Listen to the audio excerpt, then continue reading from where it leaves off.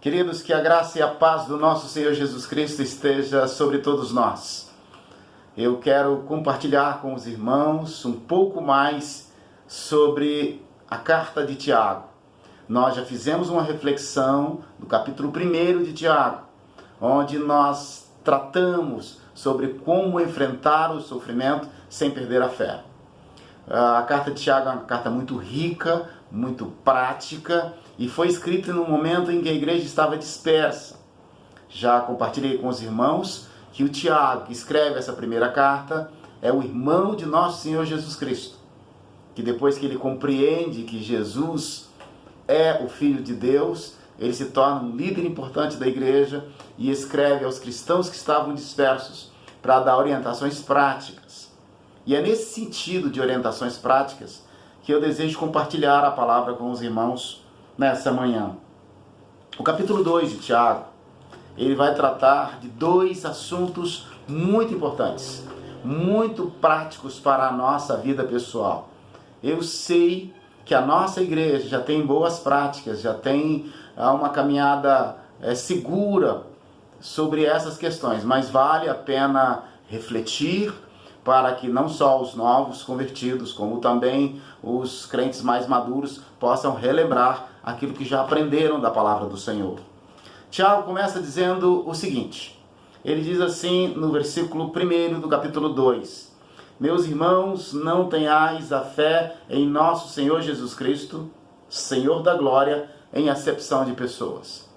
Ele começa a falar sobre isso porque infelizmente naquela época estava acontecendo das pessoas serem tratadas de forma diferente com base na sua aparência. Essa expressão aqui, em acepção de pessoas, ou pela aparência das pessoas, tinha a ver com um tratamento distinto, honroso, para as pessoas que eram mais ricas ou que ostentavam riqueza, em detrimento ou com uma distinção para aquelas que eram mais pobres. Tiago faz algumas argumentações fundamentais. E ele começa aqui mesmo na saudação, quando ele nos diz que nós tenhamos fé no nosso Senhor Jesus Cristo, Senhor da glória. Ele usa essa expressão aqui, Senhor da glória, para reforçar a ideia de que aquele que era Senhor da glória, Senhor dos céus e da terra, Criador dos céus e da terra, esvaziou-se, não levou em conta o seu grande poder e a sua grande glória, e nasceu de uma forma muito simples, humilde, numa manjedoura. Ele que poderia ter toda a honra do mundo, ele tomou a decisão de nascer como uma criança, num estábulo, no lugar onde ficavam os animais, esvaziou-se para habitar entre nós. E nós, como cristãos, nós, como povo de Deus, precisamos entender que em tempo algum, seja dentro da nossa congregação, ou seja, na nossa convivência fora, a nossa atitude como crentes, como cristãos, como povo de Deus, deve ser uma atitude de olhar para as pessoas como um todo. Olhar para cada ser humano como alguém por quem o nosso Senhor Jesus morreu. Olhar para cada pessoa, independente de ser rica ou pobre, como alguém que é objeto do amor de Deus. Ele continua dizendo o seguinte, portanto, se entrar na vossa sinagoga algum homem com anéis de ouro nos dedos, em trajes de luxo, e entrar também algum pobre andrajoso, e tratar com deferência ou com distinção o que tem trajes de luxo, e disserem, tu te assenta aqui em lugar de honra, e disseres ao pobre, tu fica ali, em pé, ou assenta-te aqui no estrado dos meus pés. Não fizeste distinção entre vós mesmos, e não vos tornastes juízos tomados de perversos pensamentos? Infelizmente, nós podemos observar práticas ruins em muitas igrejas. Práticas ruins onde a pessoa se tem poder político, poder econômico, poder militar, ou poder qualquer que seja ele, as pessoas escolhem os melhores lugares, tratam com atenção. Se entra um andarilho, se entra uma pessoa que está em situação de rua, ou entra uma pessoa simples ou pobre, algumas pessoas inclusive se afastam e não dão a mesma distinção. nós temos que compreender que uma alma vale mais do que o mundo inteiro. O Senhor olha para cada pessoa como única e como objeto de amor suficiente para Ele enviar seu Filho para morrer no lugar dessa pessoa, como enviou a todos nós. E nós não podemos ser tentados ou cair na tentação de fazer esse tipo de tratamento. É claro que quando nós olhamos historicamente as nossas igrejas, não há muito, pelo menos oficialmente, do ponto de vista de pessoas que vão ser convidadas só por causa da sua posição para falar, para orientar, para ensinar a igreja. Mas nós podemos cair na tentação de algumas vezes eleger algumas pessoas para cargos, dar uma distinção especial para essas pessoas em função da posição que elas ocupam na sociedade. Isso seria um equívoco não só do ponto de vista social, mas como também do ponto de vista espiritual. E Tiago diz o seguinte: ouvi, meus amados irmãos, não escolheu Deus o que para o mundo são pobres, para serem ricos de fé e herdeiros do reino, que ele prometeu aos que vos amam? Entretanto, vós outros menosprezastes o pobre? Não são os ricos que vos oprimem? Não são eles que vos arrastam para os tribunais? Não são eles que blasfemam o bom nome do Senhor que foi sobre vós invocado? É claro que eu não quero, e eu acho que não é razoável, eu creio que não seja razoável nós discriminarmos alguém só porque é rico. Discriminarmos alguém só porque tem um cargo público ou uma posição social elevada. O que nós não podemos é tratar nem para mais nem para menos qualquer pessoa em razão da sua situação social. Nós temos que olhar que Deus, quando enviou seu Filho, Ele mandou que ele nascesse num lugar muito pobre. E as primeiras pessoas que tomaram conhecimento da grande notícia do nascimento do Senhor Jesus Cristo foram homens que estavam no campo. Não foram homens dos palácios, não foram reis, não foram príncipes. Lá no primeiro século, as pessoas que frequentavam a igreja, na sua maioria, eram pessoas pobres. Eram pessoas que trabalhavam na lavoura para receber por dia. Eram soldados, eram viúvas. É claro que algumas pessoas poderiam ter até um pouco mais de posse. Ainda hoje, a maioria da população é de pessoas pobres. A maioria da igreja é de pessoas pobres. Agora, nós podemos ser ricos na graça, no conhecimento do Senhor Jesus e na fé que temos, naquele que é Senhor da glória e que se esvaziou para habitar entre nós. Meus irmãos, cada vez que entrar na casa do Senhor, quando estivermos juntos outra vez, lá no lugar em que reservamos e consagramos para prestarmos os nossos cultos, quem quer que seja essa pessoa, ela deve ser recebida, acolhida e amada como alguém por quem o Senhor Jesus morreu na cruz. Se Ele foi capaz de dar a sua vida por aquela pessoa, quem somos nós para não recebermos essa pessoa com todo amor e com toda atenção? E ele diz ainda mais: se vós, contudo, observais a lei régia, segundo as Escrituras, amarás o teu próximo como a ti mesmo, fazeis bem. Se todavia faz acepção de pessoas, cometeis pecado, sendo arguídos pela lei como transgressores. Pois qualquer que guarda toda a lei, mas tropeça em um só ponto, se torna culpado de todos. Portanto, aquele que disse não adulterarás, também ordenou não matarás. Ora, se não adulteras, porém matas, tornas transgressor de toda a lei.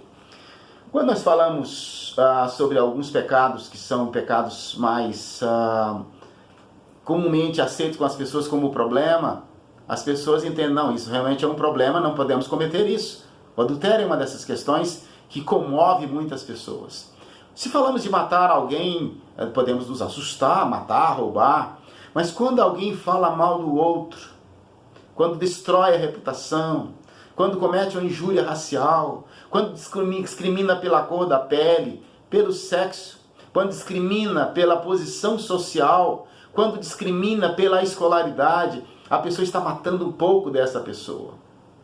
O que a palavra de Deus nos diz é que não adianta nós fazermos todo o esforço para poder servirmos a Deus se nós, de alguma maneira, somos negligentes quanto ao tratamento dos nossos irmãos. Que as nossas palavras sejam de edificação. O próximo capítulo, que pretendo tratar no outro dia, vai falar um pouco mais sobre isso. Mas nesse momento eu já adianto aos irmãos que nós devemos falar aquilo que edifica. Se não temos nada bom para dizer, que não digamos, que não falemos. Se não podemos acolher, abraçar, se não podemos ajudar, pelo menos não vamos tratar mal.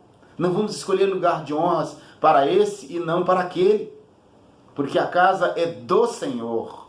A igreja é do Senhor.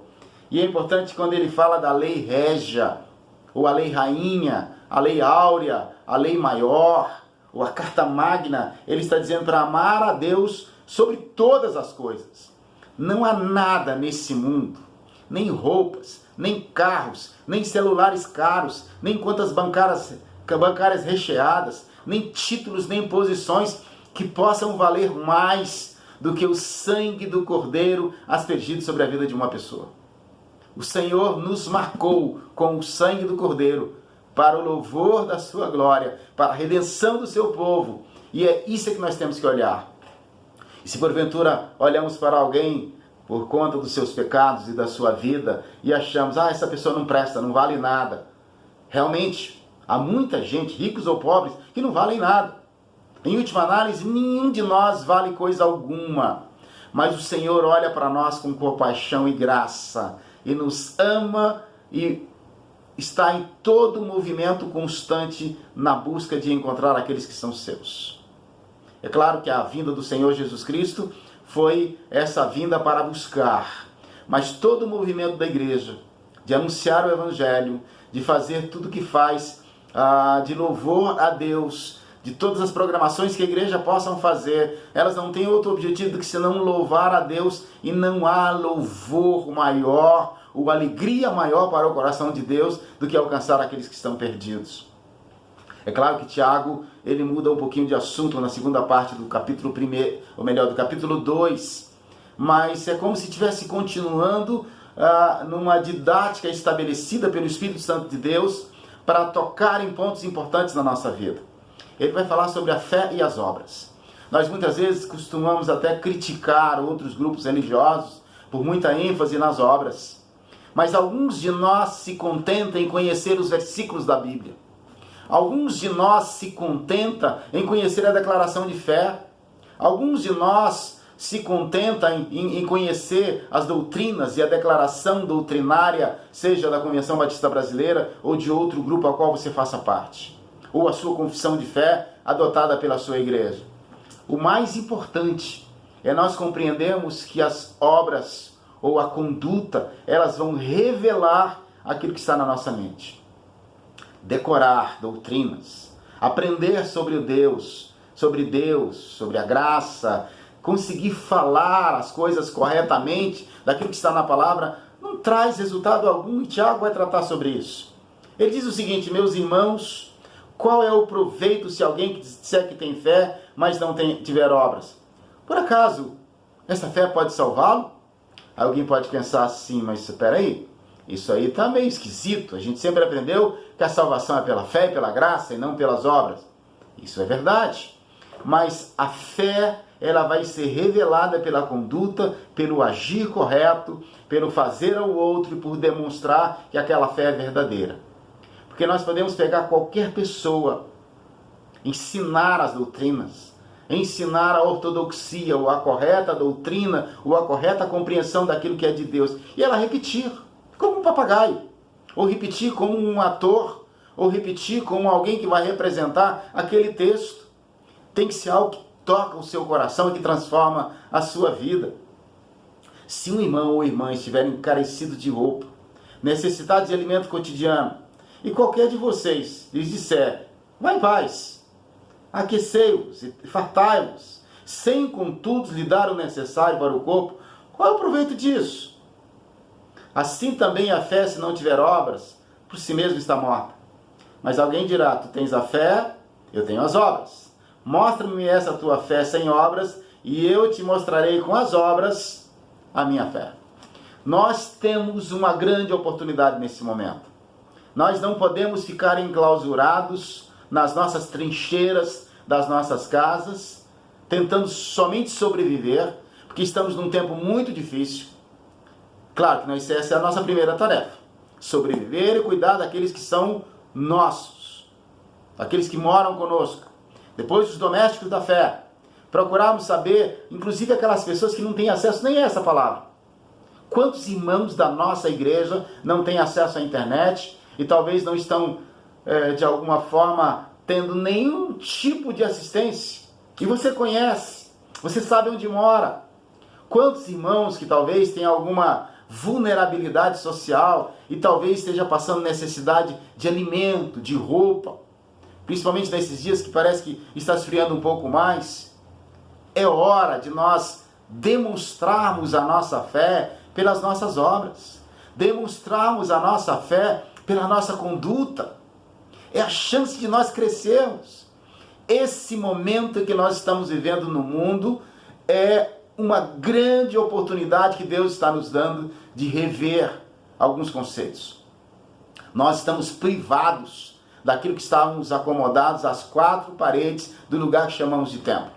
É hora de sermos igreja fora das quatro paredes. Um dia vamos voltar, vamos celebrar, vamos nos alegrar, vamos nos abraçar, vamos cantar e vai ser uma grande festa. Mas nós podemos, de alguma forma, aproveitar essa oportunidade e nunca mais sermos os mesmos. Nós podemos ser pessoas um pouco mais conscientes da realidade que acontece fora das nossas quatro paredes. Nós podemos celebrar com mais alegria o momento do culto. Quando tivermos a oportunidade de estar juntos, nós devemos fazer isso com a maior alegria possível, conscientes de que é um privilégio. Mas enquanto isso não acontecer, ou mesmo quando isso acontecer, nós temos que olhar uns para os outros e exercitar a nossa fé, estendendo a mão às pessoas que são necessitadas.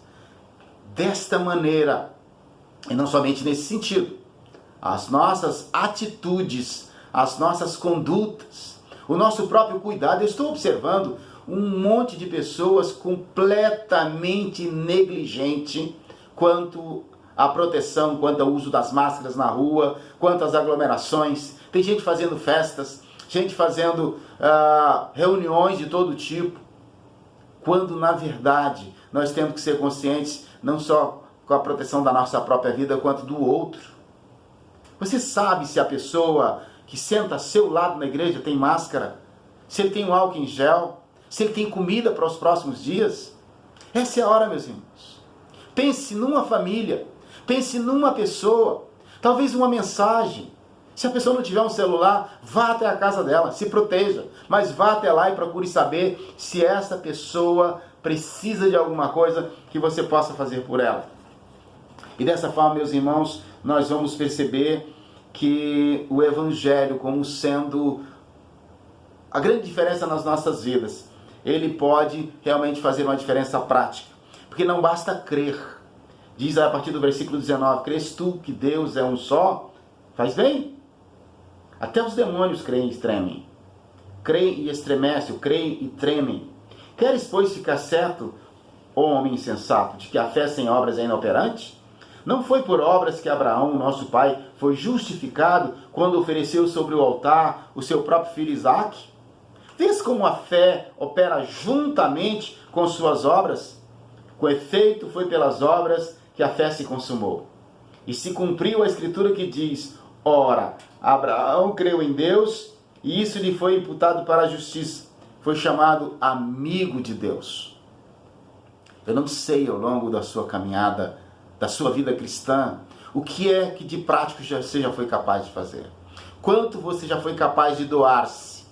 Ou se a sua perspectiva sempre foi, vou assistir o culto, vou ver se eu me agrado do louvor, vou ver se a palavra é boa, e sai magoado da igreja se os irmãos não lhe dão a atenção, quando muitas vezes você não dá de si, oferecendo a Deus e aos irmãos. Sobre as evidências da nossa fé, a partir do versículo 24, nos diz exatamente o seguinte, verificais que uma pessoa é justificada por obras e não por fé somente.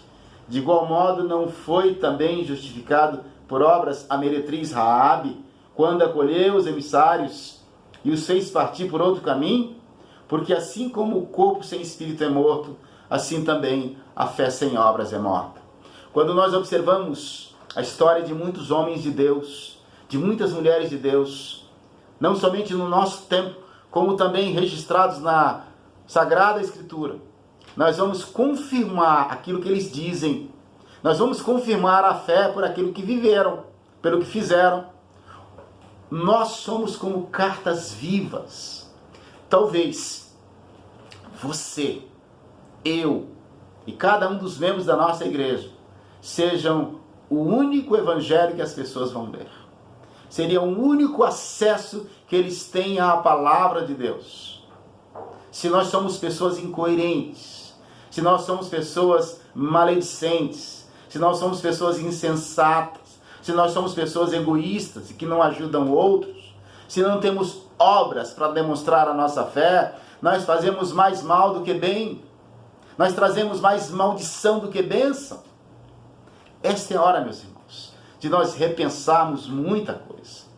A primeira coisa que temos que repensar não é a igreja tem que mudar, a convenção tem que mudar, o governo tem que mudar. Vamos mudar a partir de nós, para sermos crentes zelosos, que manejam bem a palavra da verdade e que agem de acordo com essa fé que dizemos ter no nosso Senhor Jesus Cristo, como Senhor da glória, que desceu do céu para habitar entre nós, para morrer no nosso lugar, para a remissão dos nossos pecados. Porque a palavra nos diz, porque assim como um corpo sem espírito é morto, assim também a fé sem obras é morta. Que Deus nos abençoe, na esperança de que em breve estaremos juntos para nos abraçarmos, para cantarmos fortemente, com muita alegria, celebrando o fato de que esse tempo difícil passou, mas que nós nos tornamos pessoas mais conscientes daquilo que Deus tem feito por nós e possamos dizer, até aqui nos ajudou o Senhor. Que Deus nos abençoe. Amém.